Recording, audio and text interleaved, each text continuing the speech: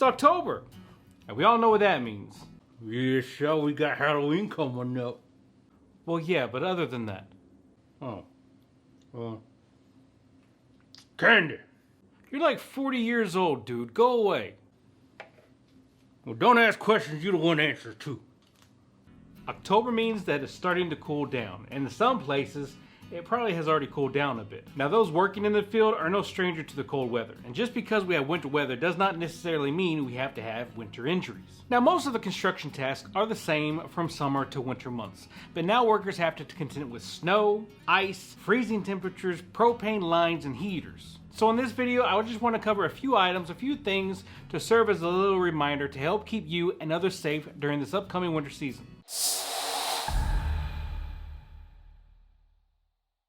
And without wasting any time, let's just jump into it. The most common hazard is slippery surfaces.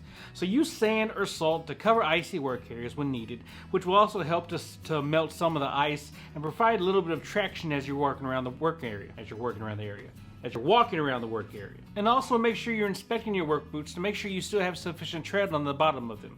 Consider buying some new ones if you're starting to see the tread wear down. And make sure to keep up with housekeeping efforts. Work sites can encourage a site-wide cleanup and winterization to prepare for snow fronts or inclement weather when icing could be a possibility. Now, sprained ankles or knee injuries are very prevalent after a heavy snowfall when you don't always know what lies underneath the snow. Now in the winter months, there are winter hooches that pop up all throughout the work site.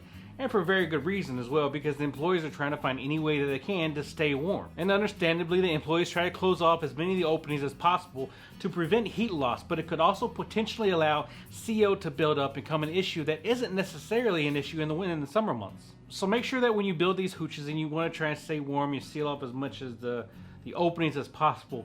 Make sure you still have plenty of fresh air flowing throughout the area to keep the CO from building up. And fire is a higher risk in the winter months as well. Different projects use many different methods to combat the cold as well. Some less safer than others, but heaters and torches have to be kept away from combustible material and vice versa. You need to make sure that the fuel vapors are not collecting in the enclosed space as well, especially if you have a smoker. Now really, the winter months can cause more issues for you even before you actually get to the job site. You could wake up to find that your windshield is covered in ice. You could go to turn your car on and find out that your battery is dead. All of which can distract you from focusing on your health and safety. A little pre-planning and preventive maintenance can go a long way to having your vehicle last longer and with fewer mechanical problems. It can also help you from being late and rushing off to work. Something that I used to do was place a dry towel over my windshield every evening before I went to bed.